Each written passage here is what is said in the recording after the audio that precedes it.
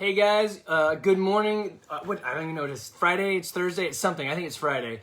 And so today's topic is entrepreneurialism. And weirdly, it's probably the most non-health and fitness question I get is, how do you become an entrepreneur? What do you do? How do you get started? And really, I don't think you become one. You fail a lot into an entrepreneur, right? So it's just not like, it's do a lot of things. And so what I'm going to do right now is tell you some things to do and what not to do to fail at trying to become an entrepreneur. So I get a lot of questions on, hey, what do you do for a living? And how do you run this gym? And what else are you doing?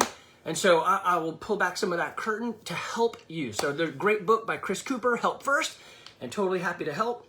Obviously, I'm not going to tell you specific details. It's like me saying, hey, tell me what's in your 401k. It's just, I don't know, that's sort of inappropriate to ask people those questions. But we'll give you some insight and some what not to do's. And more importantly, what to do. So the spoiler, I know if you've been listening to these for a while, you know what the spoiler is. Get a mentor. If you have a mentor to do this, it's a whole lot easier. Okay, so mentors come in many forms, and that's going to come up near the end of the session here. But what I want to say first is, if you have got an idea, that is awesome. If you are a technician, so when I mean technician, it's like, let's start with a coach. I am a coach, and I'm good at coaching.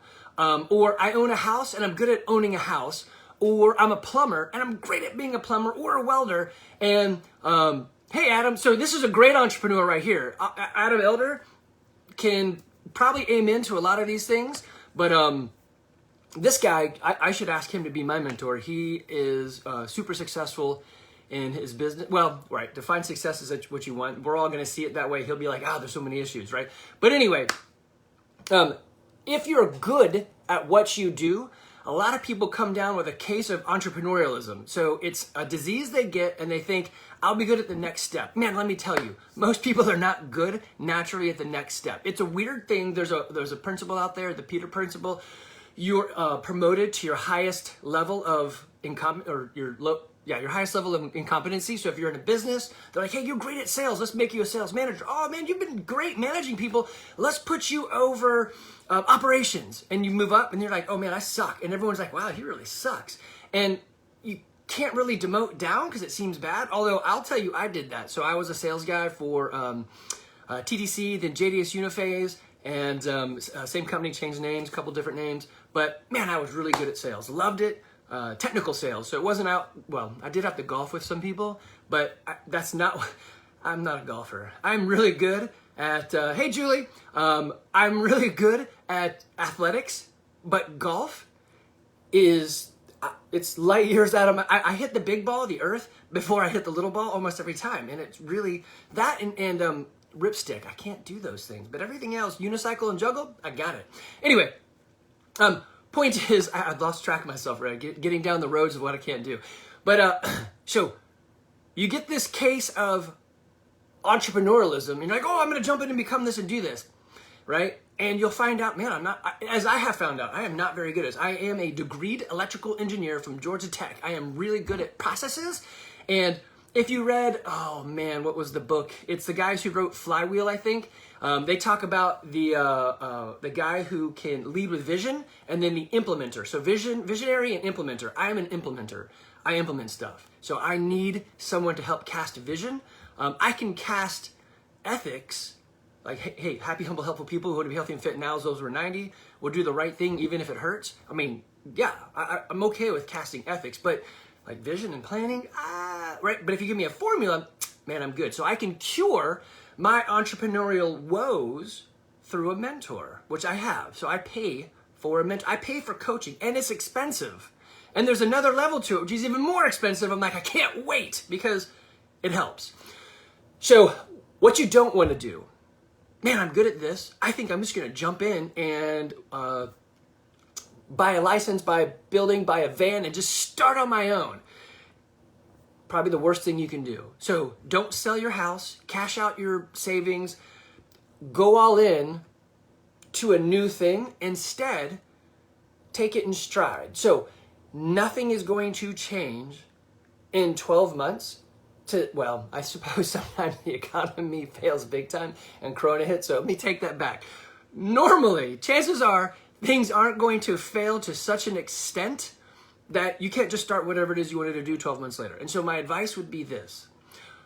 Go find somebody in the business. And with Facebook, you can or LinkedIn, you can easily do this. Just, hey guys, I'm looking for an entrepreneur, someone who owns their own business or franchise or whatever that does this.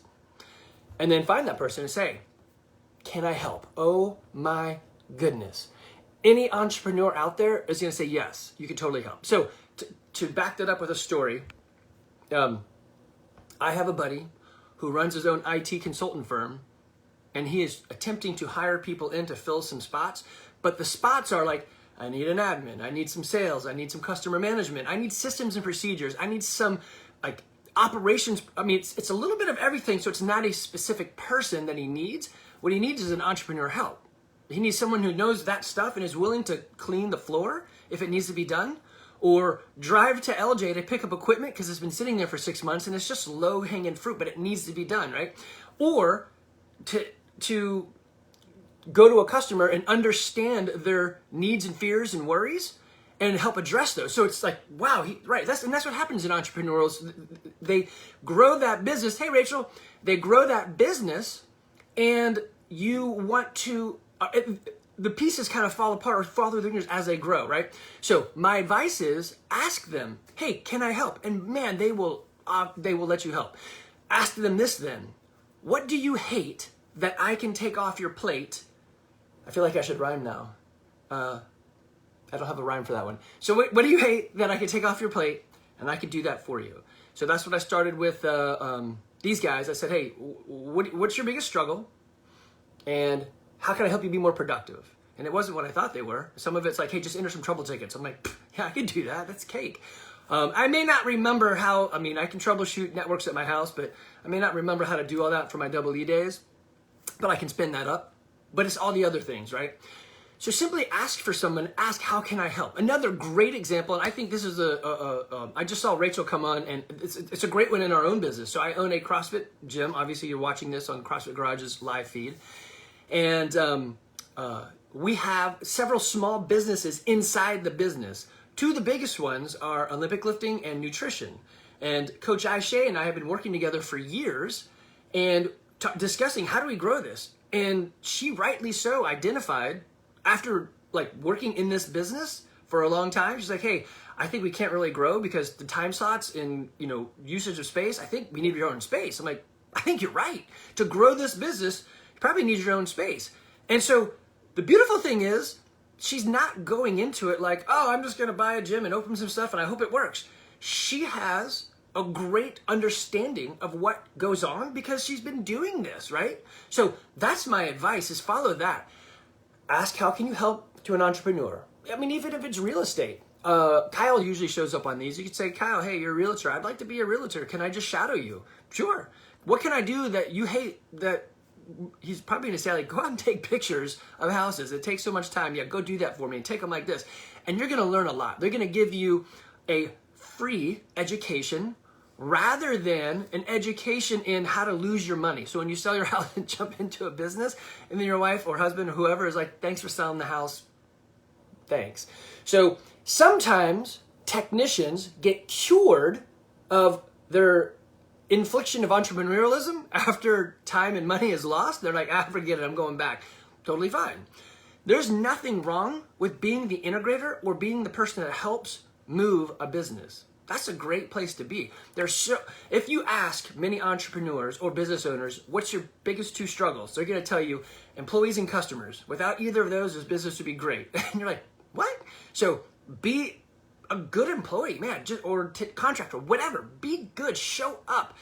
I had advice from my first mentor in my sales gig. He said, so what you want to do to let the customer know that your time is important is you want to show up late to every meeting you schedule. Then you have the upper hand and you're important. And I thought, man, I am not an unfrozen caveman lawyer, but I'm going to go with no. I'm only 20 at that time. I don't know, 21. Like, I don't think that's wise.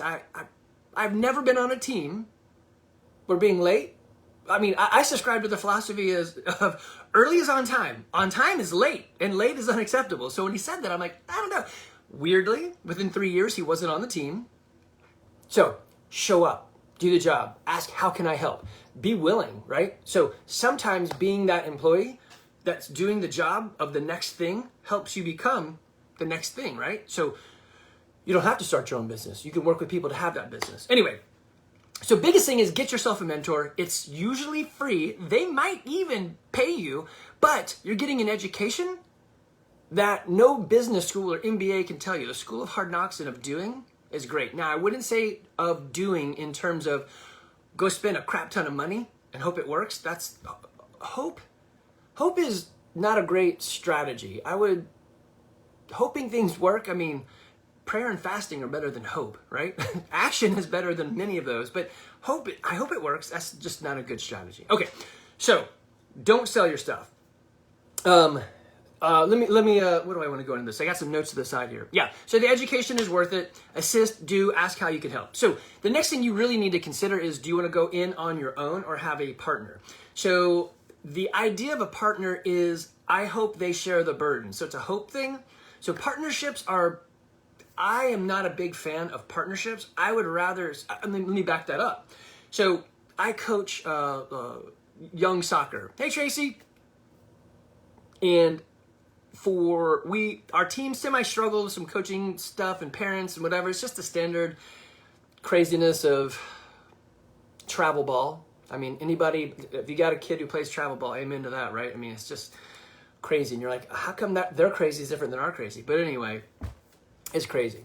So I offered to help because I hate problems without a solution. So if I'm going to offer up, hey, you got a problem? Then, hey, here's a solution. I'll go get my license and assist if you need me to. Perfect, let's do it.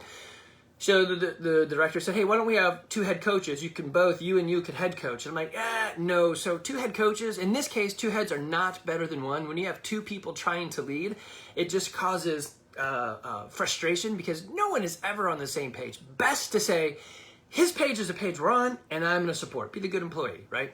So that's what I did. So in this case, 2 heads are not better than 1. In a business, the idea typically is I need someone to shoulder the issues that I don't understand. So potentially a partner could work out, have a really good documentation on who's doing what, because inevitably inequities come up and you feel like, well, I'm doing all this work. And he feels like, or she, I'm doing all this work. And you're like, wait a minute, if we're all doing all this work, then that doesn't make any sense. And it just kind of does this. So the easy way out of, I need someone to help me for the things I don't know, say it. Yeah, say it with me. You probably said it. Get a mentor.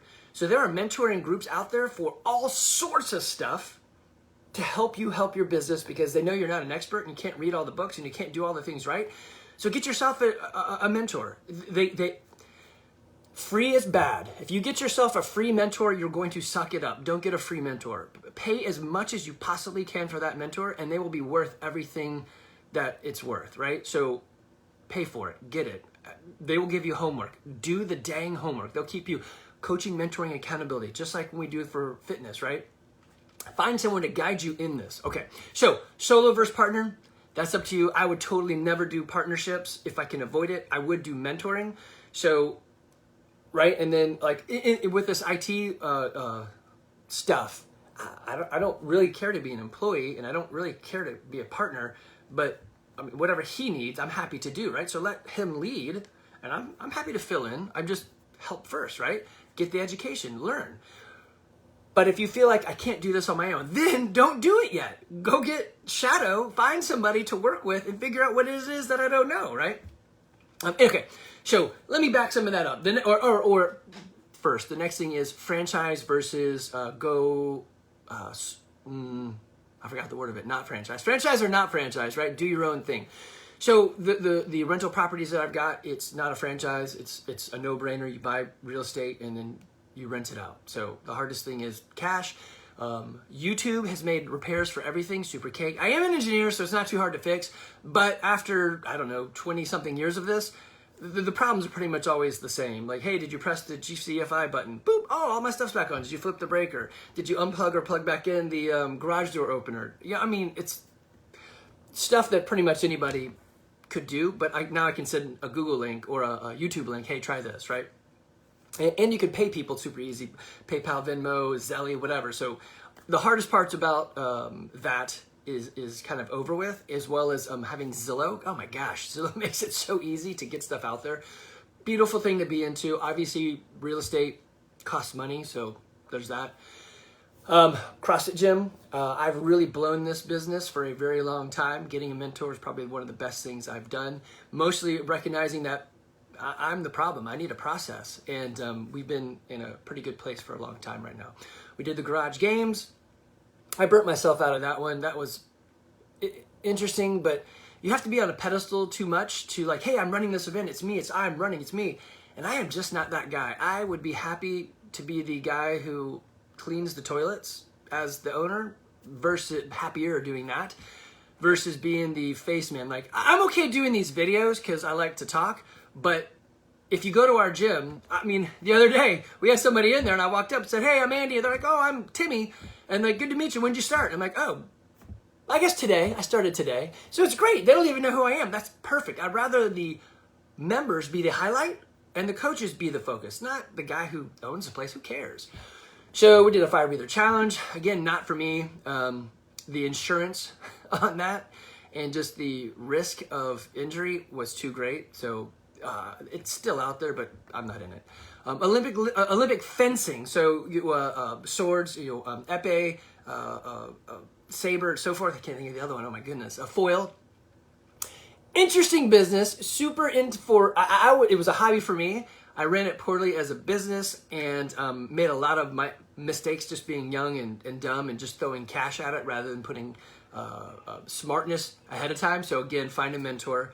Now my kids have a small business with chicken and duck eggs, so it's super small. The Coyotes and the Hawks mostly get our product.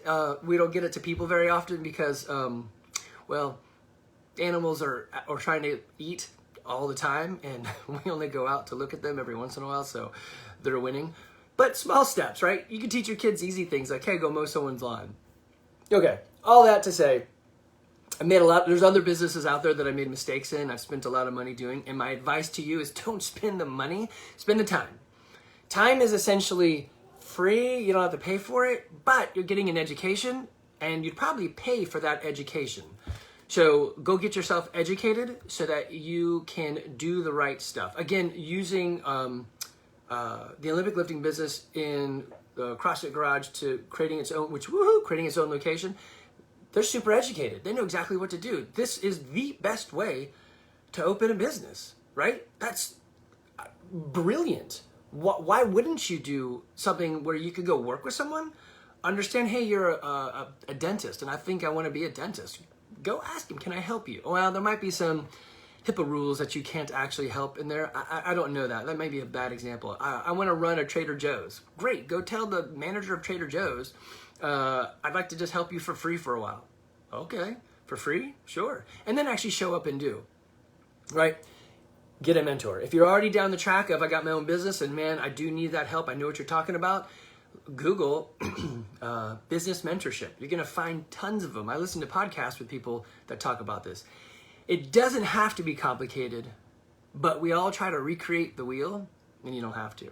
If you are down the road of then, do I franchise or create my own thing? I would say franchise. The beauty of a franchise is, yes, you do pay money for it, and they will take monthly money because they want you to succeed. So that's a good thing. They're like, hey, how can we help you generate the most revenue possible? And we'll take some of that. And you're like, okay, so I'll pay you 10%, but you're going to help me generate $100,000? Okay, I'm in. That sounds like a great deal. So if you don't know how to franchise, Reed Trago has a business with Lee Merriweather on how to help you find a franchise that fits you. It doesn't cost you anything. They get paid by the franchise people by bringing them qualified people. So why wouldn't you talk to them? Again, get a mentor. Help me understand, should I franchise? And then go franchise or do it on your own. So CrossFit Gym is an affiliate. It's not a franchise, which they basically say, use the name, you're on your own. Good luck, which is a problem for me because I need systems. Once you show me the roadmap of systems, man, I can follow that. That's not hard. But creating the successful roadmap, I die inside the details, right? I read too many spreadsheets, etc. So anyway, if you are experiencing a case of entrepreneurism and you want to talk, I know it's not my normal conversation about health and fitness, although I think mental health maybe, or financial health. I'm happy to talk to you. Just give me emails are best. Texts I'll read and they'll fly by. So emails are best, or just call. I'm happy to talk on the phone. All right, guys, be good. Take care.